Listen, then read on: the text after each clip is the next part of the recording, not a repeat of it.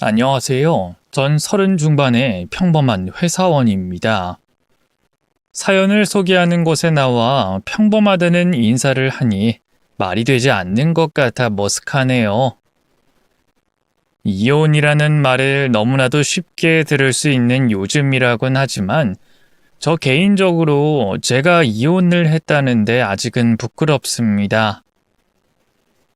왠지 제게 잘못이 있는 것처럼 느껴지기도 하고요. 사실 제가 가져야 하는 감정은 아니라는 걸 저 스스로도 알고 있습니다. 실패로 돌아간 결혼 생활에 대해 제 잘못은 조금도 없었으니까요. 전부 제 전 부인이었던 아내에게 이혼에 대한 전적인 책임이 있거든요. 지금은 그 사람에 대한 원망도, 분노도 하진 않지만 아직도 그 사람의 행복하기보다는 고통스럽기를 바라는 한 사람으로서 그 사람이 제게 무슨 짓을 했는지 여러분께 말해보려고 합니다. 그럼 다른 사람들의 뒷말 생각하지 않고 제가 당한 사연과 솔직한 심정을 말해보겠습니다. 제가 생각하기에 저는 평범한 삶을 살아왔던 것 같습니다. 집안 형편도 보통인 편이었고 교우 관계도 학업도 평범한 학생이었죠. 그렇게 여느 또래와 똑같이 대학교를 입학했고 군대를 다녀와 취업 준비를 하며 대학을 졸업했어요. 운 좋게 대학 졸업과 동시에 다니고 싶었던 회사에 들어가게 됐고요. 모든 것이 평범한 저였지만 연애에서만큼은 이상하게도 순탄치 않았습니다. 제가 만나는 여자들 모두 절 힘들게 하는 일이 많았어요. 절 힘들게 하는 원인은 제각기 다 달랐지만 하나같이 제가 여자친구를 마음 졸이며 바라봐야 하는 입장이었죠. 그러다 보니 외모, 성격, 취향 이런 것들 전부 상관없이 저만 바라봐주는 또는 어디에 있든 믿음이 가는 여자친구를 만나고 싶었어요. 그러던 중 한 모임에서 아내를 만나게 됐습니다. 제 친구 녀석 여자친구의 친구로 만나게 된 아내는 제가 이상형으로 바라던 사람이었어요. 친구들 사이에서도 신뢰와 믿음이 두터운 편이었고 바른 성격이라고 했죠. 제가 어떤 여자를 바라는지 알고 있던 친구 녀석과 친구의 여자친구는 우리 두 사람이 잘 맞을 거라고 생각해 우리를 이어주려고 했습니다. 덕분에 우연을 가장해 아내와 함께 자리할 수 있었고 친구 사이에서 연인 사이로 발전할 수 있었죠. 연애를 하며 더 가까이에서 보게 된 아내는 제가 생각하던 사람보다 더 좋은 사람이었어요. 어디서든 바르게 행동하는 건 물론이고 제가 걱정할 만한 일을 절대 만들지 않는 사람이었죠. 그런 행동들 하나하나가 습관처럼 배어있던 이유 중 하나는 아내를 포함해 아내의 집안 식구들까지 모두 아이들을 가르치는 선생님이었기 때문이었어요. 아버님과 어머님께서는 교직에 몸담으셨던 학교 선생님이셨고 아내의 언니는 초등학생을 상대로 학원을 운영하고 있었죠. 아내 역시 고등학교를 가르치는 선생님이었고요. 어렸을 때부터 집안에서 보고 배운 게 있었고 자신 역시 선생님으로 가져야 할 책임감과 품위가 있었으니 모든 행동에 신중했고 강단이 있었으며 신뢰가 갔습니다. 그리고 자기가 하고 있는 일을 무척이나 사랑하고 책임감 있게 생각하던 사람이었기 때문에 일에 대한 욕심도 많았고 학생들 한 명 한 명을 아끼는 사람이었죠. 절대 누굴 속이고 기만할 사람이 아니라고 생각했습니다. 제가 믿을 수 있는 사람이라고 생각했죠. 그런 아내와 결혼을 생각하는 건 너무나도 당연한 일이었고 우리는 3년간의 연애 끝에 결혼식을 올리게 됐습니다. 그런데 결혼하기 전 아내가 제게 요구하는 조건이 하나 있었어요. 일 욕심 때문인지 되도록 아이를 늦게 가지고 싶다고 말하더라고요. 근데 우리 아이는 최대한 늦게 가졌으면 해. 내가 하는 일에 대해서 욕심이 아주 많아. 내 능력이 내가 생각하는 만큼 될진 아직 모르겠지만 그래도 한번 할 수 있는 곳까지 올라가 보고 그 다음에 마음의 여유를 가지면서 생활하고 싶어. 그래서 그 전까지는 아이를 갖는 게 나한텐 부담이 될 것 같아. 당신 괜찮을까? 요즘 결혼도 늦어지고 출산도 늦어지는 편이니까 늦는다고 문제될 건 없지. 그렇게 따지면 우린 좀 일찍 결혼하는 편이기도 하고. 또 나도 당신하고 둘이서 즐기고 싶은 것도 많아. 내가 당신 뒷바라지까지 책임진다는 말은 못하겠지만 그래도 최대한 당신한테 도움되려고 노력할게. 그러니까 임신은 당신이 마음의 결정 내렸을 때 하기로 하자. 저도 곧바로 아이를 가지는 건 바라지 않았던 상황이었습니다. 아내가 학원 선생님이다 보니 휴일도 휴일 같지 않고 애들 방학이면 방학이라고 바빠서 같이 보낼 시간이 적을 수밖에 없었거든요. 그래서 손주를 바라시는 양가 부모님의 눈초리를 모른 척하며 아이 없이 행복한 결혼 생활을 보내게 됐죠. 그런데 그땐 몰랐습니다. 저와 아내 사이에 아이가 없어 얼마나 다행인지 말이죠. 어쨌든 그렇게 아내와 행복한 결혼 생활 3년 차를 보내고 있던 중에 일이 하나 생기게 됐어요. 제가 처음으로 아내를 의심하게 되는 일이었죠. 그날은 회사에서 야근을 마치고 집으로 돌아가던 제가 아내의 퇴근 시간이 됐길래 같이 집으로 들어가려던 날이었어요. 아내의 학원 주차장에서 기다리고 있던 저는 주차장으로 들어오는 아내를 목격하게 됐죠. 반가운 마음에 아내를 부리려던 그 순간 아내를 뒤따라오는 사람을 보게 됐어요. 두 사람은 진지한 표정으로 대화를 나눴죠. 하지만 제가 주차한 곳과는 조금 멀리 떨어져 있던 상황이라 무슨 말을 하는지 들리지 않았습니다. 저는 소리가 나지 않게 조용히 운전석에서 내려 들키지 않을 정도의 거리까지 다가갔죠. 그제야 전부 다 들을 순 없었지만 아내가 모르는 이와 나누는 대화를 들을 수 있었어요. 그런데 중간중간 들리는 대화 내용만으로도 보통 일은 아니다 싶었습니다. 남자 이야기가 나오고 있었거든요. 뭘 보신 건진 모르겠지만 오해하시는 거예요. 제가 어떻게 그런 감정을 직접 제 입으로 말하기도 좀 그렇네요. 저도 남편 만나서 이제 신혼 3년 차고 가정이 있는 사람인데 어떻게 그럴 수가 있겠어요. 그리고 제가 승준이 선생님이기도 한데 그렇겠죠? 저도 선생님께서 그러시지 않을 거라는 걸 알지만 제 눈으로 직접 본 게 있어서 혹시나 싶어서 찾아왔거든요. 그래서 저도 이렇게 아무도 없는 곳에서 말씀드리는 거예요. 물론 아이들 신경 써주려고 하시다 이런 오해가 생긴 거겠지만 다음부턴 조심 좀 부탁드릴게요. 네, 그래야죠. 오해가 풀리셨다고 하니 다행이네요. 그럼 전 퇴근해야 해서 이만 가보겠습니다. 조심히 들어가세요. 결국은 오해라는 말에 저도 대수롭지 않게 넘기려고 했는데 아내가 학원 건물로 들어간 이후 아내와 대화를 나눴던 아주머니께서 누군가와 전화하며 이상한 말을 하는 거예요. 나야. 지금 만나고 얘기 나눴어. 뭘 어쩌긴 어째. 난 오해가 아닌 것 같은데 자기가 오해라고 시치미를 뚝 하고 떼는데. 내가 더 할 말 있겠어?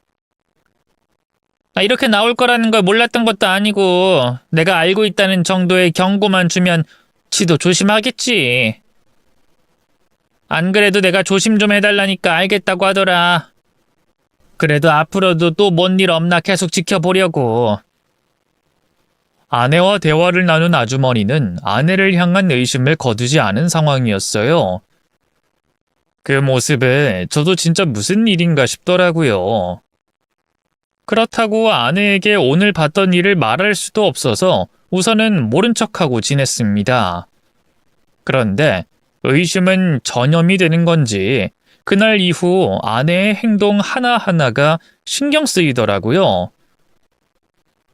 평소 아무렇지 않게 생각하고 있던 아내의 행동인데도 뭔가 달라 보이고 다른 의도가 있는 것으로 보였습니다. 뭐해? 전화 안 받고? 아까부터 계속 오는 것 같던데?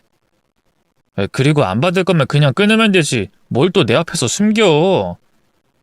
당신 신경 쓰는 것 같아서. 그리고 학원 학생인데 매번 전화를 다 받아줄 순 없지. 학생? 학원 학생이 선생님 전화번호도 알아? 문제 풀다 막히면 연락하려고 알려줬는데 애들이 생각보다 학구열이 불타는지 꽤 연락 오네. 그럼 그냥 내 앞에서 받아. 어차피 포기할 것 같지도 않은데. 문제 물어보는 거라 영상통화해야 돼. 그냥 나 혼자 방에 들어가서 하지 뭐. 괜찮다니까. 나도 겸사겸사 당신 학생이라는 그놈 얼굴 좀 보자. 받아. 번호 저장도 안 돼 있는 전화가 학원 학생이라며 받지 않는 아내를 보며 혹시 제 앞에서 받을 수 없는 사람은 아닌가 의심이 들었습니다.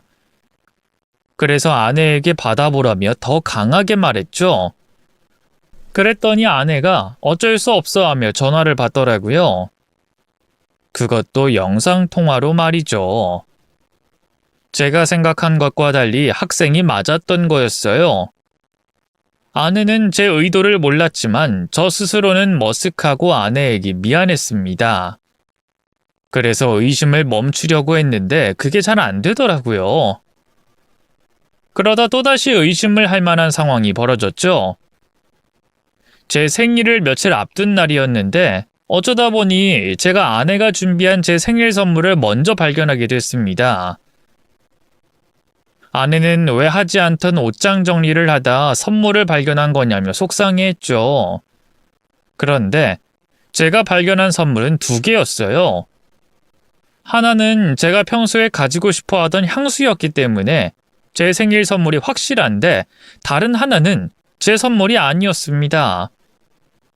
같은 향수긴 한데 저는 남성향이 진한 걸 좋아해서 중성적인 향의 향수는 곁에 두지도 않았거든요. 그런데 그 향수가 중성적인 향으로 인기를 끌고 있던 그 향수였습니다. 극명한 제 향수 취향을 알고 있는 아내라면 그 향수를 절대 선물할 리가 없었어요. 또 아내가 사용하려고 한 향수라고 한다면 기존의 선물 포장을 풀고 직접 정성스럽게 포장하고 편지를 쓸 준비를 하진 않았을 거예요. 그래서 제가 의심하던 일이 설마 맞나 싶어서 걱정이 됐습니다. 지금이 아니라면 또다시 이러한 흔적을 발견할 일이 있을까 싶었던 저는 아내에게 그 향수를 내밀며 누구에게 줄 선물인지 물어봤죠. 근데 이 선물은 누구 거야? 내 거보다 더 깊숙한 곳에 있던데. 처음엔 이것도 내 거라고 생각해서 열어봤는데 당신도 알다시피 내가 싫어하는 향수더라고. 이건 누구 선물하려고 한 건데? 우리 가족 중에 생일이거나 축하해줄 사람 없잖아. 근데 이렇게 나랑 똑같이 정성스럽게 포장할 사람이 누가 있지? 어? 아, 그거? 실은 내가 가르치는 학생 선물인데 덕분에 성적이 많이 올랐다면서 학생 어머니께 좀 과분한 선물을 받았거든. 당신도 기억하지? 나 꽃다발이랑 목걸이 받았던 거. 내가 그렇다고 어머님 생일을 챙길 순 없고 해서 학생 생일도 챙길 겸 어머님도 같이 쓰시라고 할 겸 향수를 샀어. 그래서 일부러 중성적인 향으로 고른 거야. 나이 성별 상관없이 쓰라고. 이렇게 하면 내 뜻이 잘 전달되긴 하겠지? 진짜 학생한테 고가의 향수를 선물했다고는 생각하시지 않겠지? 안 그래도 편지 받는 사람을 어머님으로 해야 할지 아니면 학생으로 해야 할지 고민했는데 당신은 어떻게 생각해? 어머님께서 내 뜻을 이해하실까? 이번에도 제가 헛발질을 한 거였어요. 아내는 이번에도 아무것도 모른 채 편지지에 누구 이름을 써야 할지 궁금해하고 있는데 제가 아내에게 너무 미안해지는 겁니다. 아내를 의심하는 저 자신이 한심스러웠어요. 도저히 이렇게 지내서는 안 될 것 같더라고요. 그래서 아내에게 솔직하게 털어놨습니다. 여보, 미안해. 사실 나 당신 의심하고 이 향수에 대해서 물어봤던 거야. 저번에 전화 받으라고 한 거 기억나? 그것도 내가 당신 의심해서 그랬고. 뭐? 의심했다고? 나를 왜? 내가 저번에 당신 학원 앞에서 기다린 날 기억해? 그날 좀 일찍 도착해서 주차장에 있었는데 당신이 어떤 아줌마랑 대화하는 걸 들었어. 근데 그 아주머니께서 당신이 떠나고 난 뒤에도 남자 문제를 의심하는 거야. 그때부터 당신이 무슨 행동을 하든 뭐가 더 있지 않을까 나도 의심이 들더라고. 정말 미안해. 내가 솔직하게 말하는 건 나도 더 이상 착한 당신 더 이상 의심하기 싫기 때문이야. 정말 미안해. 괜찮아. 내가 먼저 그 일들에 대해서 말해야 했는데 이렇게 된 거 전부 다 말할게. 당신이 어디까지 들었는지 모르겠지만 내가 오해를 좀 받았어. 아니, 다른 사람이 한 행동 때문에 내가 오해를 받은 거지. 다른 사람? 그게 무슨 말이야? 그러니까 내가 학생들 많이 아끼잖아. 그러다 보면 학부모들과도 종종 마주치게 되고. 근데 마주쳤던 학부모 중에 한 분이 내 행동을 오해하신 것 같아. 내가 자기한테 관심이 있다고. 그래서 나한테 가진 감정을 어딘가에 적었는데 그걸 아내한테 들킨 거지. 그날 당신이 본 학생 어머니한테. 뭐? 뭐 그런 미친놈이 다 있어? 누구야? 누군데 결혼한 사람이 유부녀한테 찝적대? 그리고 그 아줌마도 이상하네? 자기 남편 관리를 똑바로 해야지 왜 당신을 찾아와? 이런 거 가만히 있으면 안 돼. 놔뒀다가는 괜히 더 골치 아파진다고. 됐어. 직접적으로 뭐가 있던 것도 아닌데. 내가 똑바로 행동하면 되지. 그리고 애는 무슨 잘못이야. 그런 거 소문나면 괜히 학원에서 놀림받고 왕따당하고 그게 또 학교로 이어져. 내가 오해할 행동 안 하고 그쪽에서도 관리하면 더 이상 문제될 거 없으니까 너무 걱정하지 마. 알고 보니 아내가 억울한 상황이었습니다. 그런데도 아내는 학생 먼저 생각한다고 문제 삼지 말자고 하더라고요. 제가 오해할 만한 일을 말하지 않았다며 미안해했고요. 아내를 의심했던 게 미안했던 저는 입이 10개라도 할 말이 없어 아내가 이번 일은 조용히 넘어가자는데 동의했어요. 그리고 제 괜한 의심이 상상으로만 끝나 안심했죠. 그렇게 아내에 대한 괜한 의심을 풀고 행복하게 지내던 중 아내가 갑자기 퇴직과 이사 얘기를 동시에 꺼냈습니다. 여보, 우리 이사 가는 거 어때? 이사를 가자고? 이 근방에서 이 정도 집이면 괜찮은 편이야. 우리 두 사람이면 평수를 늘려서 갈 필요도 없고 지금도 방 하나는 거의 놀다시피 하잖아. 아니, 이 동네 말고 다른 곳. 여기서 멀리 떨어지지 않은 곳인데 나 학원 문제도 그렇고 새로운 곳에서 출발해볼까 고민하고 있거든. 그리고 당신 회사도 그쪽이 더 가까울걸? 뭐 지금 출퇴근하는 것도 나쁘진 않은데. 근데 학원 문제라니? 당신 문제가 있어서 이직하려는 거야? 아니, 그건 아니고 지금 다니는 학원 전체 학생 숫자도 계속 줄고 있고 시설도 점점 나빠지고 그런데 투자는 계속 줄이고 있어서 아무래도 내 커리어를 위해서라도 빨리 다른 곳으로 옮기는 게 좋겠다 싶거든. 그래? 그럼 요 근방에서 이직할 곳 찾아봐도 되지 않아? 학원이 그곳만 있는 것도 아니고 더 큰 학원도 여러 개 있잖아. 결국은 학생 숫자 줄어드는 건 똑같으니까 좀 늦어지는 것뿐이지. 지금 다니는 학원하고 별반 차이 없을 거야. 내가 가자는 곳은 새로 들어선 아파트 단지도 많고 옆에 학교도 만들어진 곳이라 여기보다 나을 것 같고. 어떻게 안 될까? 지금 당장 이사를 가자고 말한 거였어? 시간을 넉넉히 두는 게 아니고? 정 안 되면 내가 왔다 갔다 하면서 지내도 되고. 아내의 행동이 이상하게 느껴졌습니다.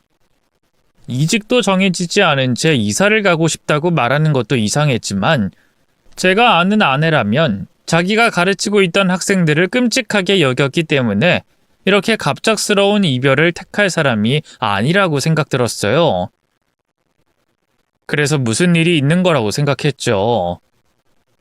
당신 솔직히 말해봐. 무슨 문제 있지?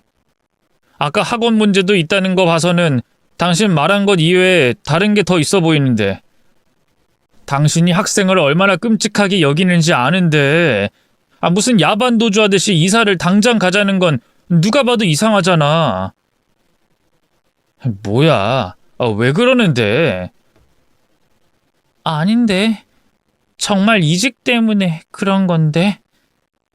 그런 거라면 당신도 더 천천히 생각 좀 해봐. 당장 급한 일도 아닌데 다른 일 제쳐두고 이사 알아보는 건 무리야. 당신이 요즘 일 관련으로 스트레스가 많은 것 같은데 잠깐 병가라도 내고 쉬어. 나도 당신 맞춰서 휴가 낼 테니까. 우리 어디라도 가자. 진짜 이사는 안 돼? 나만 그쪽으로 가 있는 것도 안 될까? 그럼 솔직히 말해. 뭐 때문에 이렇게 당신답지 않게 행동하는지. 그게 실은 왜 내가 저번에 말한 사람 있지? 내가 가르치는 학생 아버님이 날 관심 있어 한다고. 그분이 이제 행동으로 좀 하셔. 그리고 행동하는 정도가 점점 심해지는 것 같고. 그래서 내가 이사를 가면 낫지 않을까 싶어. 뭐? 정도가 심해져? 뭐 어떻게 하는데? 그놈이 뭔 짓 했어? 그리고 그런 일이 있으면 나한테 먼저 말을 했어야지. 아니다. 경찰에 신고부터 해야지. 경찰에 신고하기 애매해서 그래. 그리고 내가 선생님인데 어떻게 학부모를 신고해. 그냥 나만 떠나면 해결되는 일 같아서 이사 가자고 말한 거야. 거기다 아까 말한 대로 이사 가고 싶은 곳이 내 커리어 이어가기에 더 좋은 환경이기도 하고. 피해자가 왜 도망가? 학부모가 됐든 뭐가 됐든 간에 잘못했으면 혼나고 처벌받아야지. 그게 자식한테도 그렇게 하면 안 된다는 교육이 되는 거 아니야? 그 학생 하나 생각한다고 당신이 아끼는 다른 여러 학생들은 어떡하라고? 나만 좋은 선생인가? 나 말고도 좋은 선생님들은 많아.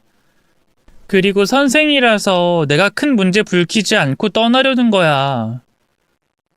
내가 갈 곳이 없으면 모르겠는데 더 나은 환경이 있는 상황에서 문제를 일으키면 여기 붙어 있을 이유가 없으니까. 그래서 말인데 힘들겠지만 이사 가면 안 될까?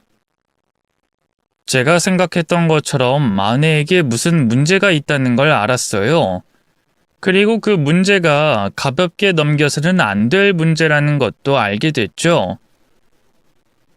아내에게 관심을 가졌던 그 남자가 더 적극적인 관심을 표한다는 일이었어요. 이번 문제는 아내의 안전이 달려있다고 생각했고 저 또는 경찰이 나서서 해결해야 한다고 생각했죠. 그런데 아내는 자기가 이사를 가는 걸로 그 문제를 조용히 해결하고 싶어 했습니다. 선생님이라는 이유로 자기 학생에게 마음의 상처를 줄 수 없다면서 말이죠. 아내가 평소 자기 직업과 자기가 가르치는 학생들에게 얼마만큼의 책임감을 느끼고 있는지 알았던 저는 아내를 이해하기로 했고 뜻도 따르게 됐어요. 최대한 빨리 아내가 말한 곳으로 이사를 가려고 알아보게 됐죠. 예정에도 없던 이사였기에 정신이 없었습니다만 아내가 불안해하는 상황에서 빨리 벗어나기를 바라는 마음으로 최대한 빨리 이사를 진행했어요. 다행히 이사 갈 곳의 집값이 살고 있던 곳보다 저렴한 덕분에 생각보다 더 빨리 이사를 할 수 있었죠. 이사를 간 아내는 단일 학원을 구하기 전까지 과외를 하면서 생활비를 보태겠다고 했어요. 뭐해? 나 학원 구해지기 전까지 과외하려고. 인터넷이랑 앱에 과외 글 올리고 있어. 과외? 이렇게 맘 놓고 쉬는 날도 거의 없는데 쉬는 김에 푹 쉬지 그래. 학원 다니면 다시 바빠질 텐데. 나 때문에 이사하느라 들지 않아도 될 돈도 썼잖아. 근데 집에서 마음 편히 밥만 축낼 수 있나. 못해도 이사 비용은 벌어야 내 마음이 편할 것 같아. 그리고 계속 수업하는 감각 유지하고 있어야 하기도 하고. 과외하면서 이 동네 학생들 수준도 미리 확인하려고. 그래도 난 당신이 이번 기회에 푹 좀 쉬었으면 하는데. 저번에 그런 일이 있기도 했고. 괜찮아. 그리고 요즘 세상에 과외를 올린다고 해서 얼마나 연락 오겠어. 입소문이 난 것도 아닌데. 학생 한두 명 잡으면 감지덕지 않을까? 그러면 한 달 계산해봐도 내가 일하는 시간은 몇 시간 안 돼. 다행히 아내가 예상한 만큼의 학생 숫자로 과외를 하게 됐습니다. 이전 동네에서 안 좋은 일로 시달리다 이사를 왔기 때문에 아내가 정신적으로나 육체적으로나 휴식을 취하길 바랬던 저는 적절히 휴식을 취하며 아이들을 가르칠 수 있는 지금이 딱 좋아 보였죠. 그리고 아내는 천생이 선생님의 체질인지 학생들을 가르치고 교감하면서 더 많은 힘을 얻는 것 같아 보였습니다. 이사하기 전보다 점점 밝아지는 아내의 모습을 보면서 제 마음도 놓이기 시작했죠. 그러다 제가 회사 일로 인해 3주간의 장기 출장을 가게 됐습니다. 3주라는 시간이 아주 긴 시간은 아니었지만 저 개인적으로는 3주 동안이나 집을 비운다는 게 내심 마음에 걸렸어요. 이사한 지 얼마 되지 않아 모든 것이 낯설 아내를 두고 떠난다는 게 걱정됐고 혹시 제가 집을 비운 사이 아내가 이사하게 된 이유였던 그 남자가 찾아오면 어쩌나 싶어서 말이죠. 그런데 아내는 제 걱정과 달리 혼자 지내게 될 3주가 아무 걱정 안 된다는 모습이었습니다. 오히려 제가 없는 동안 자유롭게 이것저것 해볼 생각인지 살짝 들뜨기까지 했죠. 당신 괜찮겠어? 내가 부장님께 도저히 안 될 것 같다고 말해보기라도 할까? 괜히 그런 부탁하다가 윗사람 눈밖에 나면 어쩌려고 그래. 회사가 당신 해달라는 대로 맞춰주는 것도 아닌데. 안 그래도 우리 서둘러서 이사한다고 회사 측에서 당신 편이 많이 봐줬잖아. 근데 또 그러면 안 되지. 나 신경 쓰지 말고 출장 준비나 잘해. 이제까지 밉보인 거 만회하려면 다른 사람들 피하는 출장도 나서서 가고 그래야지. 그리고 나 괜찮아. 내가 애도 아니고 걱정할 일이 뭐가 있어. 난 오히려 당신이 잠시 없어서 좋은데?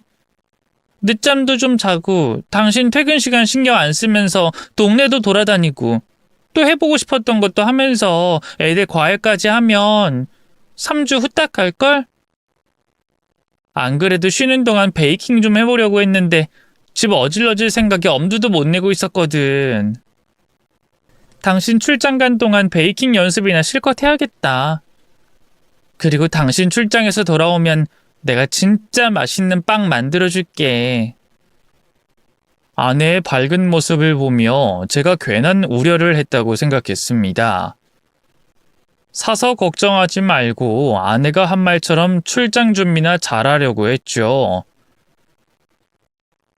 그렇게 3주간의 출장을 위해 그전까지 바쁘게 지냈습니다. 제가 출장과 사이 업무 관련해 문제가 없도록 철저히 확인하며 인수인계를 했고 아내와도 즐거운 시간을 보냈죠. 그리고 제가 출장을 떠날 날이 됐어요. 회사에서 업무 관련된 자료를 마저 챙긴 뒤 직장 동료와 함께 출발해야 했기 때문에 출장지가 아닌 회사로 먼저 출근하게 됐습니다. 그런데 아침에 일어나 눈을 떠보니 곁에 있어야 할 아내가 없더라고요. 화장실에도 없었고 주방에도 없었어요. 주방엔 저를 위해 차려둔 것 같은 아침상만 차려져 있었죠. 제게 어딜 간다는 말도 없이 아침상만 차려둔 채 사라진 아내 때문에 당황스러웠던 저는 출근 준비를 할 생각도 못하고 아내에게 전화를 걸었습니다. 다행히 걱정할 일은 아니었는지 아내가 바로 전화를 받더라고요. 여보, 무슨 일이야? 어디 갔어? 일어나니까 당신이 집에 없던데. 내가 식탁에 쪽지 남겨놨는데 못 봤구나. 미안. 당신이 너무 곤히 자고 있길래 깨울 수가 없었어. 나 지금 베이킹 클래스 수강 신청하려고 가는 중이야. 원래는 혼자서 해보려고 했는데 이왕 하는 거 제대로 배우면 좋을 것 같기도 하고 무료로 수강할 수 있는 기회가 있길래. 근데 이게 경쟁이 치열해서 아침부터 줄 서야 하거든. 원래는 당신한테 말하려고 했는데 당신도 바쁘고 나도 당신 출장 준비하는 거 돕느라 바빠서 깜빡하고 있었어. 그러다 나도 당신 아침밥 차리는 중에 알람 울리는 거 보고 알아서 허겁지겁 나왔거든. 그런 거면 깨워서 말을 좀 해주지. 그래도 뭐 큰일 아니라고 하니까 다행이네. 배웅 못 해줘서 미안해. 대신 내가 당신 출장에서 다녀오면 맛있는 빵 많이 해줄게. 그럼 조심히 잘 갔다 와. 걱정할 일이 아니라 다행이었어요. 하지만 결혼 후 처음으로 장기간 떨어져 있는 출장인데 베이킹 수강 신청 때문에 제 배웅을 못 해준다는 아내의 말은 조금 섭섭하게 느껴지긴 했습니다.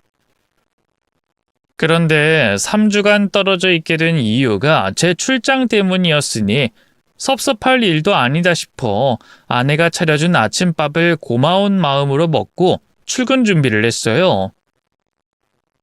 출근 준비를 마친 뒤에는 짐을 챙겨 차에 탔고요. 그리고 평소와 같이 회사로 출근하려고 하는데 갑자기 한 아주머니께서 제 차 앞을 가로막는 겁니다.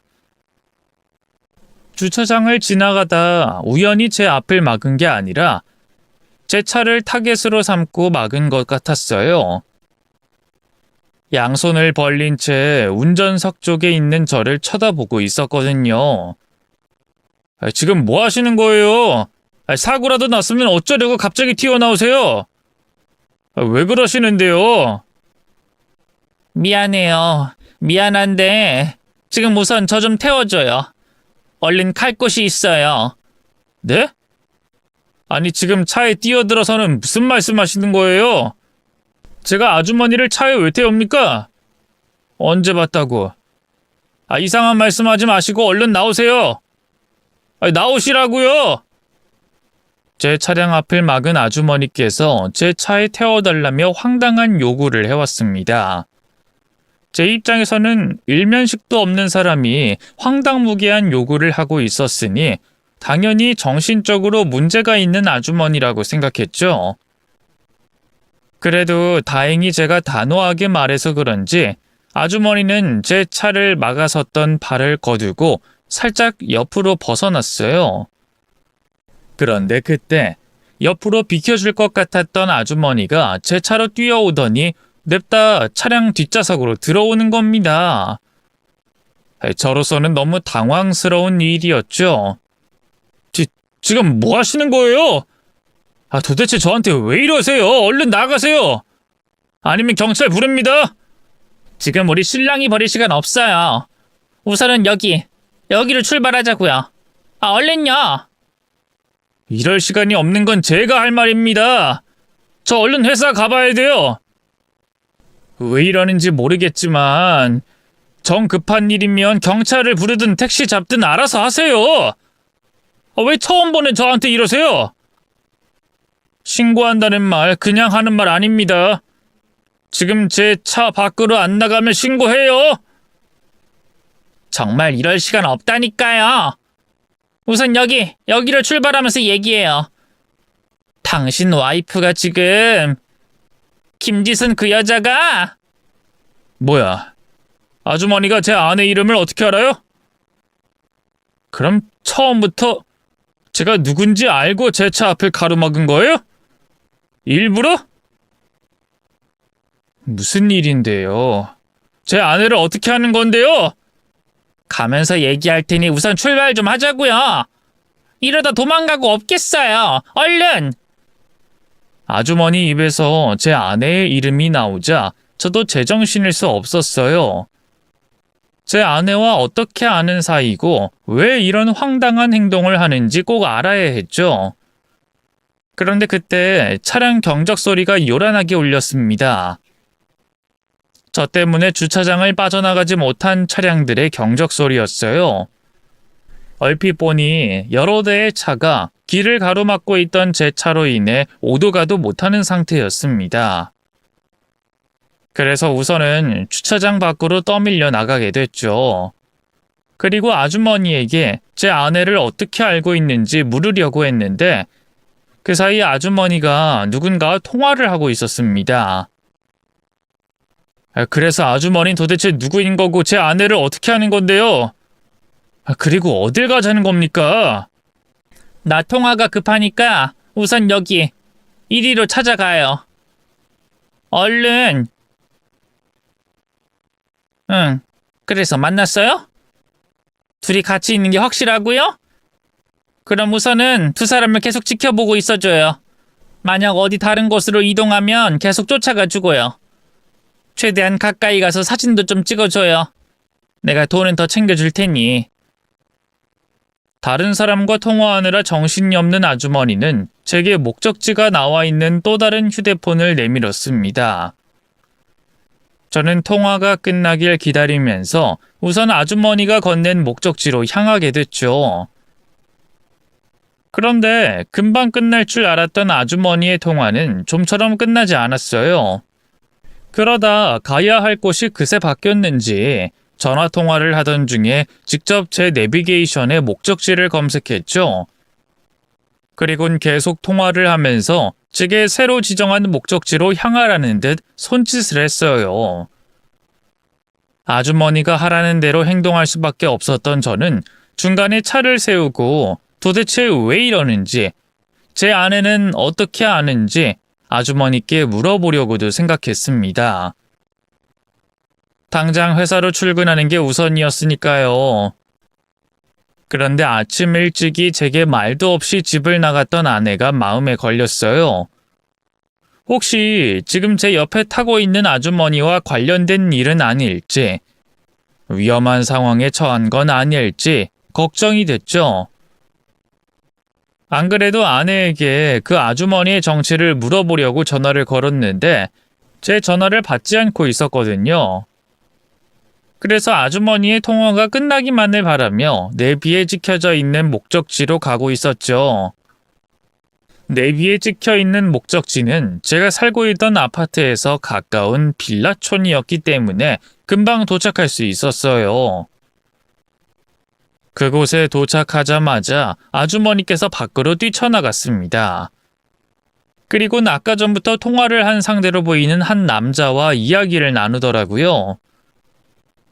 이젠 도저히 안 될 것 같아 남자와 대화를 나누고 있는 아주머니의 팔을 붙잡고 무슨 일인지, 제 아내는 어떻게 아는지 대답을 들으려고 했습니다. 원하는 대로 목적지까지 왔으니 이제 대답하시죠. 여기까지 온 게 제 아내와 무슨 연관이 있습니까? 지금 제 아내가 전화를 못 받는 게 아주머니와 관련된 일 때문이에요? 아주머니 도대체 누구세요? 이제 됐어요. 이제 나만 따라오면 되니까 얼른 따라와요. 얼른! 도대체 뭐가 됐다는 건지 모르겠지만 제게 팔을 붙잡힌 아주머니는 오히려 제 팔을 잡고는 바로 앞에 있던 빌라 건물로 들어갔어요.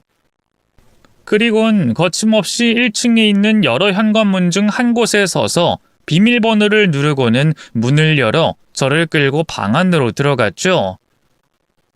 갑작스러운 아주머니의 행동에 저항 한번 못 해보고 끌려왔던 저는 더 이상 참을 수가 없었습니다. 아파트 주차장에서부터 지금까지 제대로 된 설명 한 번 없이 사람을 이리저리 끌고만 다니는 아주머니 행동에 더는 안 되겠다 싶었죠.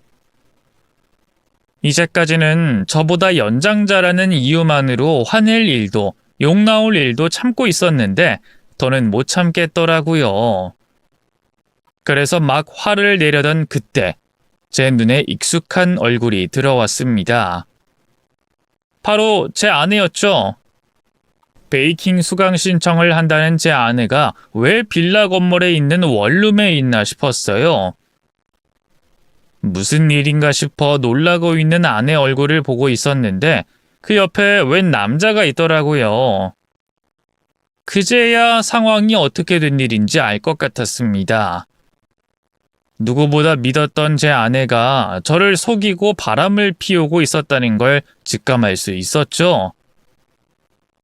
이 세상 아내만큼은 절대 바람을 피우지 않을 거라고 확신하고 있었기 때문에 그 장면을 보게 된 저는 굉장히 충격을 받았었습니다. 너무 큰 충격에 할 말도 잃었고 제 몸은 돌처럼 굳어 있었죠. 그런데 그때 안 그래도 엄청난 충격을 받고 있던 저에게 기절초풍할 만한 말이 들려왔어요. 저를 아내가 있는 곳까지 데리고 왔던 아주머니가 한 말이었죠. 이 미친년! 니년이 감히 우리 아들을 꼬셔? 야 이년아, 다른 사람은 몰라도 니년이 이래도 되는 거야? 다른 사람도 아니고 선생이라는 사람이 어린 학생을 꼬셔도 되는 거냐고? 이 원룸 누구 이름으로 빌린 거야? 니년 이름으로 빌린 거지? 그게 아니고서야 아직 고등학생인 우리 아들이 원룸을 구했을 리가 없잖아! 이 미친년! 지보다 10살 넘게 어린 학생을 꼬신 것도 모자라 이게 아주 살림을 차려? 야, 내가 네 남편도 데리고 왔어. 니년이 한 짓이 얼마나 추잡한 짓인지 이 세상 사람들 전부 다 알라고 네 남편도 데리고 왔다고! 어디 한번 니년 인생 나락으로 떨어져 봐라! 어? 그 말을 듣고 아내 옆에 있던 남자가 자세히 제 눈에 들어왔습니다. 성인이라고 하기엔 아직 앳돼 보이는 얼굴과 어설프게 꾸민 모습이 학생이 맞아 보였어요. 그리고 무엇보다 학생이 확실했던 것이 저를 데리고 왔던 아주머니께서 자기 아들이라고 말했으니까요. 상대가 누구건 믿고 있던 배우자의 외도는 충격으로 다가올 수밖에 없겠지만 그 상대가 같은 성인이 아닌 미성년자라는 것과 아내가 가르치던 학생이라는 말에 저는 몇 배는 더 큰 충격을 받게 됐습니다. 배신감은 이루 말할 수 없을 만큼 찾아왔고요. 아주머니께서 아내의 머리채를 잡고 흔드는데 말릴 생각도 들지 않았어요. 맘 같아선 저도 아내의 머리채를 잡고 흔들며 언제부터 절 속인 거냐고, 제자인 학생과 도대체 어디까지 가려고 했던 거냐며 묻고 싶었죠. 하지만 제 손으로 사람을 때릴 수 없었기 때문에 아주머니께서 아내를 쥐고 흔드는 걸 지켜보기만 했습니다. 그러다 아주머니 입을 통해서 나오는 얘기들로 두 사람의 전후 사정을 알게 됐습니다. 너 이 미친년, 여기까지 이사 온 것도 우리 아들 따라서 온 거지? 따라온 거 맞지? 아니에요, 어머님. 그리고 지금 뭘 오해하시는 것 같은데 저랑 승준이는 선생님과 학생 사이예요. 어머니께서 생각하시는 그런 이상한 사이 아니라고요. 승준이가 여기 있는 것도 여기서 제게 과외를 받고 있어서 온 거예요. 뭐? 과외? 내가 과외 받으라고 돈을 준 적이 없는데 무슨 과외야? 그리고 어느 미친 선생이 학생 집 놔두고 자기 집 놔두고 원룸을 구해서 과외를 왜 해? 그러니까 그건 제가 근처로 이사와서 동네 구경을 좀 하다가 우연히 승준이랑 길에서 마주쳤는데 승준이가 학업으로 고민이 많더라고요. 그래서 고민 상담해주다가 제가 쉬는 동안만 무료로 과외를 해주겠다고 이렇게 된 거예요. 그리고 원룸은 저도 그렇고 승준이도 그렇고 서로의 집에 가기가 좀 그래서 공부방 개념으로 저렴한 원룸을 구한 거고요. 제가 아직 학원이 안 구해져서 승준이 말고도 다른 학생들 과외를 하고 있거든요. 그래서 겸사겸사 구한 건데 정말이에요. 그러니 오해하지 마세요. 여보, 오해하지 마. 우리 진짜 선생과 학생 사이야. 인연이 현장에서 들키고도 어디서 거짓말을 해? 야, 너 내가 알아보니까 잘만 다니던 학원 우리 승준이가 이사하고 얼마 안 있어서 갑자기 그만뒀다며? 그리고 하필 이사 온 곳이 우리 집 근처야? 그게 말이 된다고 생각해? 너 일부러 우리 집 근처로 이사 온 거잖아. 우리 아들이랑 이런 짓거리 하려고? 넌 내가 아무것도 모른다고 생각하고 거짓말을 줄줄 내놓나 본데 내가 너희들 뒤만 밟은 줄 알아? 니년이 내 아들과 나는 문자, 전화통화 전부 다 가지고 있어. 어디 듣기도 민망한 그 내용 네 남편 앞에 틀어줘야 인정하겠어? 내가 고용한 탐정이 가지고 있는 사진들도 가지고 와봐? 니년이 10살도 어린 내 아들을 이성으로 생각했는지 제자로 생각했는지 직접 확인해 보냐고! 그리고 내가 전에도 경고했지. 우리 승준이한테 선생님 이상으로 접근하지 말라고. 그때 니년이 네 입으로 뭐라고 했어? 선생님으로서 학생을 도와주고 싶은 마음이 앞서서 오해할 만한 상황을 만들었다고 나한테 미안하다고 했지? 그리고 2번 다신 오해할 만한 상황 없도록 행실 똑바로 하겠다고 말했고 너 그 다음 무슨 짓 했어? 나한테 주는 선물이라고 핑계대고 승준이한테 향수 선물했어 안 했어? 내가 거기까진 이해하고 넘어가려고 했거든? 근데 또 이런 짓을 해? 너 그때부터 내 아들 꼬셨던 거지? 맞지? 아내가 하는 말을 듣고 잠시 오해일 수도 있겠다 싶었는데 그 생각은 몇 초도 되지 않아 사라졌습니다. 아주머니에게 아내와 학생이 연인 관계라는 증거가 있다고 했으니까요. 그리고 이전에 경고를 한 차례 했었다는 말에 과거 아내의 학원을 찾아갔다 봤던 그 장면이 떠올랐습니다. 제가 잠시 아내를 의심하는 계기가 됐던 그 장면이 말이죠.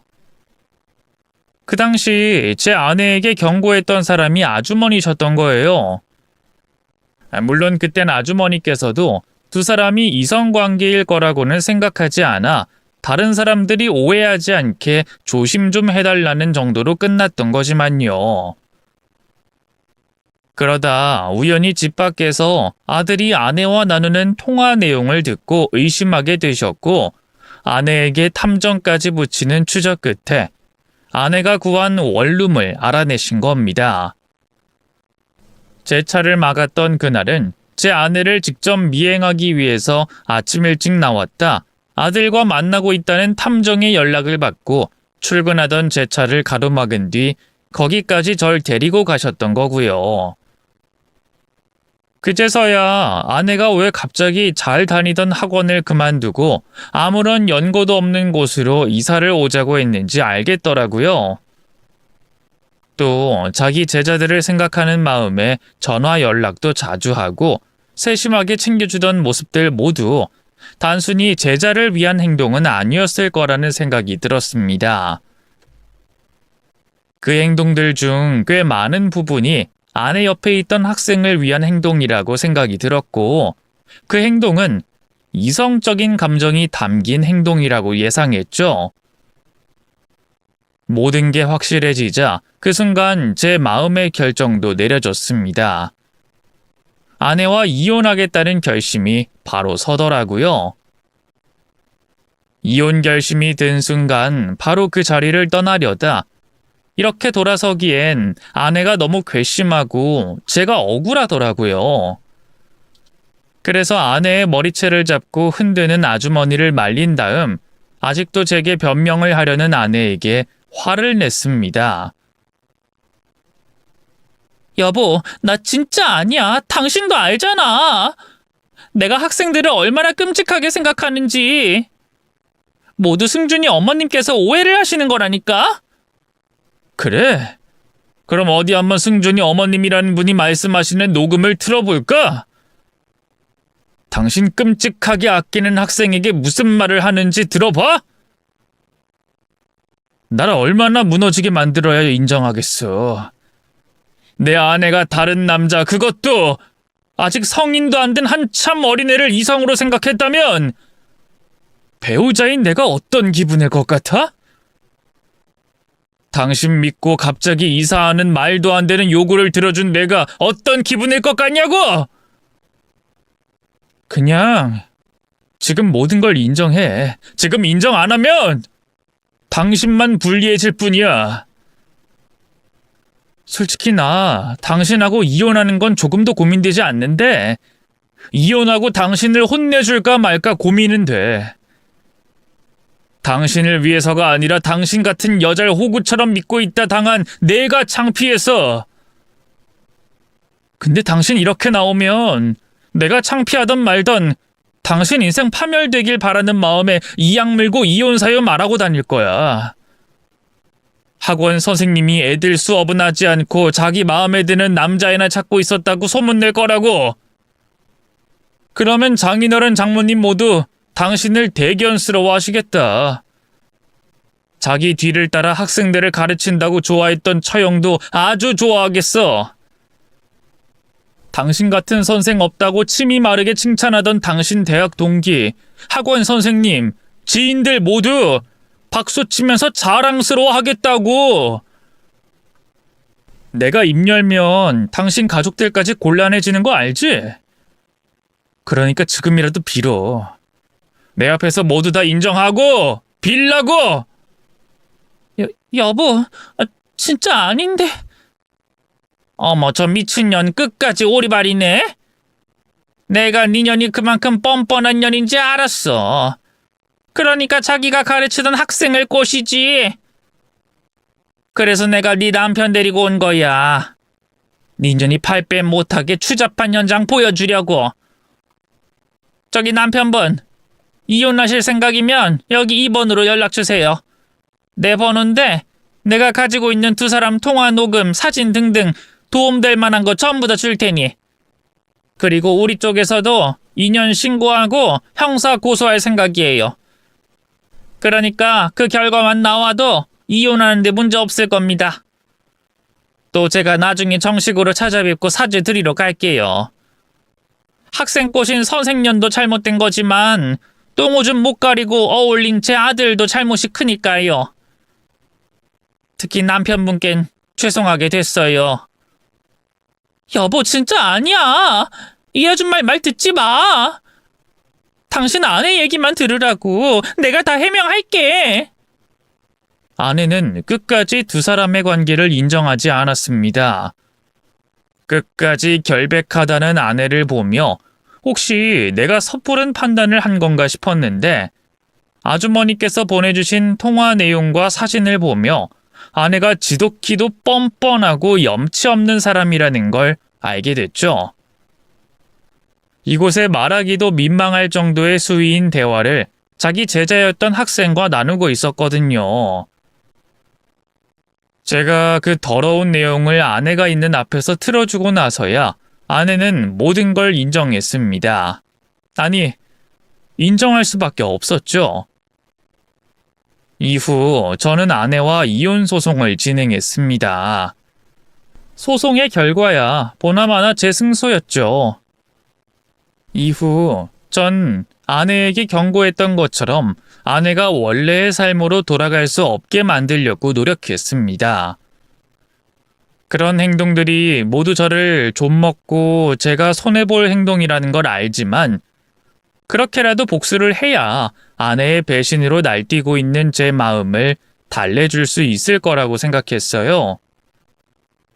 그래서 아내가 무슨 짓을 하고 있었는지에 대한 자료를 만들어 아내와 알고 지내던 지인들 그리고 다녔던 학원에 자료를 뿌렸습니다.